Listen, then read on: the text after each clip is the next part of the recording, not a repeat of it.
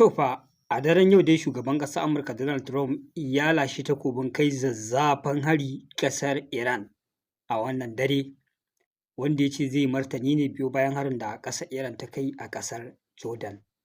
Duk da dai ƙasar Amurka ta yi ikirarin ɓaro ilahirin makaman da aka harba, amma dai shugaban ƙasar Amurka ya kutuntuma ashariya, ran shi ya ɓaci, ya ce ya yi matuƙar mamaki da ƙasar Iran ta kai musu wannan hari. Saboda haka a wannan dare ƙasar Iran za ta ɗanɗana kuɗarta, za a kai mata munanan hare-hare a kan sansanin soji da ma civilian infrastructure. Lallai shugaban ƙasar Amurka ya lashe wannan takobi kuma ya ci wannan alwashi. Saboda haka za mu bibiya, za mu sanya idanu mu ga menene asalin abin da shugaban ƙasar Amurka Donald Trump yake shirin kullawa, wani irin hari ne yake ikirarin zai je ya kai ma ƙasar Iran a wannan dare. Already dai kun riga kun san abin da ya biyo baya.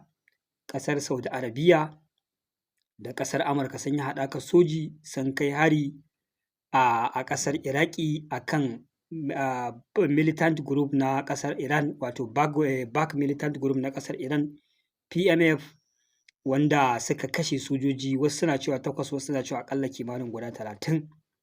Tuni dai a dakarun rundunar Iran da suke ƙasar Iraki, wato PMF, sun ba wa gwamnatin ƙasar Iraki wa'adin kwanaki 3 da su gaggauta sallamar sojojin ƙasar Amurka daga ƙasar Iraki gabaki ɗaya, su kore su. Idan ba haka ba ko za su ɗauki mummunan matakin kai musu zazzafan farmaki, kuma za su kai mai da harin ramuwar gayya akan ƙasar Saudi Arabia. Wato a ƙarshe dai sai da suka yi nasara, suka bi kowace irin hanya ko ta halin ƙaƙa suka shigo da ƙasar Saudi Arabia cikin wannan yaƙi. Abin da ake ta gudu fa kenan kai ya faru.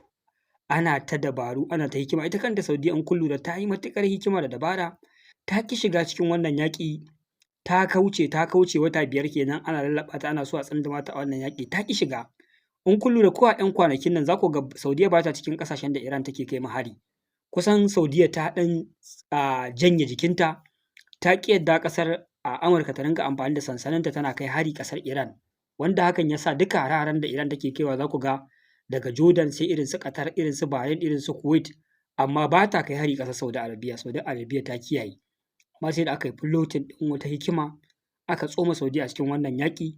Kamar yadda na gaya muku, asali abin da ya faru, ana hasashen cewa dakarun rundunar sojin ƙasar Ukraine aka yi amfani da su, suka zo suka kai wani hari kan sansanin sojin ƙasar Amurka da ke Saudi Arabia da kuma ma'ajiyar man fetur refineries, matatun man fetur refineries, wanda aka ɗora alhakin wannan hari akan waɗannan back group ɗin na ƙasar Iran da suke ƙasar Iraki, wato PMF.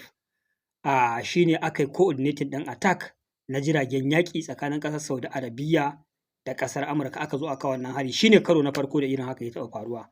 Amma ƙasar Saudi Arabia da ƙasar Amurka ban jin cewa akwai lokaci da suka taɓa haɗakar soji suka zo suka kawo wannan hari.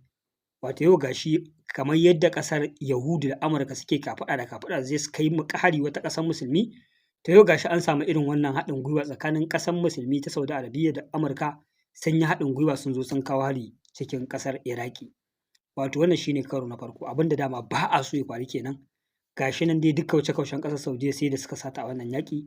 Already dama ta riga ta fara da Houthis da ke Yemen akan Red Sea, amma kuma yanzu gashi ta zo ta ƙara da Iran a ƙasar Iraki. Kun ga abubuwa za su ci gaba da escalating, za su ci gaba da zafi kenan, wanda shi ne asalin makasudin da ya sa ita ma Iran ta yi retaliation, ta kai hari a sansanin sojin ƙasar Amurka da yake Jordan, wanda wannan hari ne ya fusata shugaban ƙasar Amurka, ran shi ya ɓaci, ya kutuntuma ashariya, ya ce lallai ƙasar Iran za su ɗanɗana kuɗarsu. Zai kai musu zazzafan hari akan sansanin soji da civilian infrastructure ɗinsu a wannan dare na yau da nake kawo muku wannan rahoto. Saboda haka yanzu duniya ta tsaya cak, kowa ya zira idanu yana jira ya ga to wani irin hari ne shugaban ƙasar Amurka zai kai. Shi yasa ni kaina na yanke shawarar bari in zo in baku labarin halin da ake ciki da ƙoƙarin da shugaban ƙasar Amurka yake shirin yi ko abin da yake shiryawa. Za mu bibiya mu ga wani irin hari ne shugaban ƙasar Amurka Donald Trump yake magana a kai, kuma wani irin retaliation ƙasar Iran za ta yi akan harin da shi shugaban ƙasar Amurka Donald Trump yake magana zai kai ma ƙasar Iran. Wato wannan yaƙi dai da ni da ku muna ganin abin al'ajabi, muna ci gaba da ganin abubuwan mamaki, ban jin cewa da ni da ku mun taɓa cin karo da yaƙi mai cikakkiyar sarƙaƙiya kamar wannan a faɗin duniya. Yaƙin da an gagara nasara kuma ga yaƙi ya ƙi ƙarewa. Sai yaƙi ya lafa ana murna kwana ɗaya kwana biyu ko sai ga abu ya ɓalle. Kai ko yaƙin ƙasar Ukraine da Rasha an ɗauki lokaci mai tsawo ana yi amma ya sha bamban da irin wannan yaƙin da ake tsakanin ƙasar Iran da Ukraine da Amurka. Wanda in kun lura yaƙin da ake tsakanin ƙasar Rasha da Ukraine yaƙi ne da ya haɗa da mamayar ƙasa. Wato kusan Rasha tana hora ƙasar Ukraine ne. Baya ga hare-hare da take kaiwa cikin biranenta, sannan kuma tana kama wasu yankuna tana mai da su nan mallaki na ne ya dawo ƙarƙashin ikon ƙasar Rasha. Wanda ake hasashe daga fara wannan yaƙi a shekara 4 ta ɗauki abin da ya kusa 1/3 na ƙasar Ukraine, wanda yanzu haka abin da ya rage tana so ta mallake yankin Donbas region gabaki ɗaya, wanda ya haɗa da su Odessa Seaport, wato tana so ta isolating ɗin ƙasar Ukraine daga duniya ko kuma daga teku, wanda da zarar ƙasar Rasha ta kama Donbas region gabaki ɗaya ta gama illata ƙasar Ukraine gabaki ɗayanta. Kamar misali abin da nake muku misali shine kamar a ce Najeriya, wannan shine misalin da za ku iya ɗauka ku fahimta. Kamar Najeriya da Lagos, kun san Lagos tana a kudancin Najeriya kuma teku ne yake kawo kaya a ce cikin Najeriya ta hanyar wannan tekun ne. Sai yau a zo faɗa ya haɗa mu da wata ƙasa, sai ƙasar nan ta zo ta ci ƙarfinmu ta ƙwace ma Lagos gabaki ɗayanta. Ya zamana yanzu ba mu da wata ruwa na teku misali a ce da za a ringa amfani da shi a ringa kawo kaya Najeriya. Kun ga an jefa mu cikin tashin hankali da bala'i, sai dai mai zamana kawai ta ƙasa muke amfani da hanyar transportation na shigo da kaya. To kwatankwacin irin haka ne ake so a yi ma Ukraine, kuma Ukraine magana ta gaskiya kamar yadda kowa ya sani, ita ta jefa kanta cikin wannan yanayi, ita ta jefa kanta cikin wannan hali. Kwatankwacin irin abin da ƙasar Amurka ta saba shi ne ta yi a ƙasar Ukraine. Ma'ana a zo a samu wani shugaba wanda gabaki ɗaya dalilin ɗaura shi akan mulki shine biya buƙatun al'ummar wata ƙasa ba al'ummar ƙasarsa ba. Domin yau da a ce akan al'ummar ƙasarka kake faɗa da Rasha, ban jin cewa akwai mutumin da zai yanke shawara ya faɗa yaƙi da Rasha yaƙi irin wannan mara ƙarshe ya rinƙa tunanin zai nasara. Akwai gangancin ƙarshe. Na sha gaya ma duniya cewa idan yaƙi za a yi all out war tsakanin Rasha da mutanen duniya baki ɗaya ba wai Ukraine ba, ba za su iya nasara akan Rasha ba. Nasara to sai dai a yi mutuwar kasko, amma magana a yi nasara akan Rasha ba zai yiwu ba. Balantana ƙasar Ukraine, ƙasar da a duniya a yanzu ba wanda ya kai ta mallakar makaman nukiliya masu tarin yawa, makamai na zamani, advanced weapons da ake ƙirƙira a yanzu duk duniya ba wanda yake da kamar ta. A 'yan kwanakin nan kaɗai ta ƙirƙira makaman da duk duniya ba mai irinsu. Ta ƙera Burevestnik, ta ƙera Oreshnik, ta ƙera Poseidon. Gabaki ɗaya jerin waɗannan makaman an yi ittifaƙi a yanzu haka a faɗin duniya babu wani mutum mai nau'in irin waɗannan makaman. Ka ajiye su a gefe. Yanzu haka ƙasar Rasha makaman nukiliyan da take da shi idan za a kwatanta sauran ƙasashe da irin nata, babu mai irin wannan makami. An ce ƙasar Rasha ce a faɗin duniya ta fara yin wani system da ake kira Dead Hand, wanda wannan system ɗin yana nufin duk mutumin da ya yanke shawarar ya mamaye ƙasar Rasha ya harbo mata makamin nukiliya ta tarwatsa ta, ya yi ganganci ya hallaka duniya. Domin ko da a ce makamin nukiliya ya sauka a ƙasarsu, zai iya yin ɓarna, amma kuma bayan ya lafa gabaki ɗaya makaman nukiliyar ƙasar Rasha za su harba kansu a matsayin retaliation, kuma ta riga ta saita su akan wasu manyan ƙasashe a duniya, waɗanda wannan ƙasashen duka waɗannan makamai za su tafi. Kun ga shi ne wannan ka kira ruwa ba lema kenan. Dole kai ma yadda ka hallaka al'ummar ƙasar Rasha da makamin nukiliya, su ma za su hallaka ka. To yau sai a ce wata ƙasa kamar Ukraine, ku zo ku ce wai za ku yi faɗa da Rasha, wai har kuna tunanin za ku yi galaba a kanta. Ƙarya ce, shugaba ne aka naɗa, kullum ana ɗiban mutane ana kai su filin daga ana hallaka su. Sojoji an kai matakin da yau sai dai in ka rinka kwana a cikin gida, amma kana fitowa kan titi ga ƙarata nan suna aiki, za su daƙe ka a je a baka tiren ɗin sati 3 a saka a fagen daga, a je a tura ka yaƙi da Rasha. Wannan bala'i da me ya kama? Kullum idan kuka je ku harba makami 10 a harba muku guda 50 a rugurguje muku ƙasa, wannan wani irin yaƙi ne? To irin fa halin da ake ciki kenan a wancan ɓangare.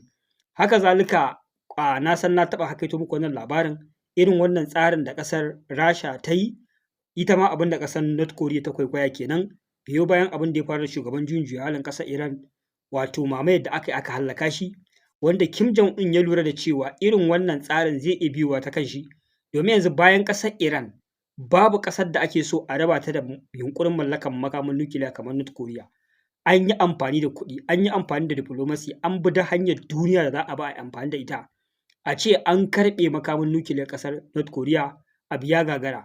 To shi ma Kim Jong Un ganin an mamayi Ayatollah Ali Khamenei an mai wannan farmakin, ya ga shi ma fa da yiwuwar wata rana za a iya mai irin wannan kwanton ɓaunar a hallaka shi, shi ma aka ce sai ya nashi tsarin data ɗin wa karan kanshi.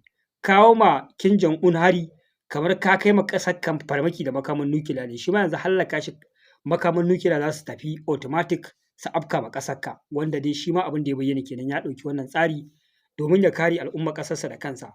Jama'a fa wannan shine abin da yake faruwa. Ƙasashen duniya sun tashi tsaye kowa sai ya kare kanshi. Wato da an yi tsari na adalci ta yadda za a hana yawaitar makamin nukiliya wanda ana ganin barazana ne ga zaman lafiyar al'ummar duniya. Amma yanzu abin ya koma kawai irin idan kai allies ɗinmu ne za mu kai makamin nukiliya ƙasarka mu ajiye. Kai ma yanzu you are safe. Idan kuma kai ba allies ɗinmu ba ne, za mu hana ka mallaka kuma za mu dinga ƙalubalanta ka muna maka barazana da wannan makamin. Kaga shi kenan kai kullum a rayuwar duniya sai dai ka zama na mai bin umarni, abin da ake so ka yi shi za ka yi, in ka kuskura ka ƙi ka shiga uku ka lalace. Wannan shine abin da yake faruwa. Kamar yadda yanzu a gabas ta tsakiya, kaf ƙasashen gabas ta tsakiya ba su da shi amma ƙasar Yahudu suna da shi. In kuma ka ce za ka mallaka ka shiga uku ka lalace. Ga ƙasar Iran nan ta ce za ta mallaka ta shiga uku ta lalace, ana ta bala'i da ita.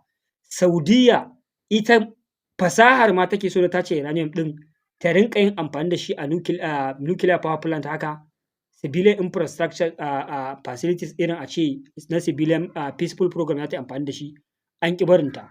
To yau kai a duniya da kake ganin cewa da 'yan shi'a ake faɗa ko ake so a hana su mallakar wannan makami, kana yaudarar kanka ne. Waɗannan mutanen da kake gani su ne suke so ya zama na sun mallaka kuma sun yi ƙarfin da a duniya ƙasarka sai dai su dinga ba ta umarni tana musu biyayya. Wannan shine abin da yawa mutane ba su fahimta ba.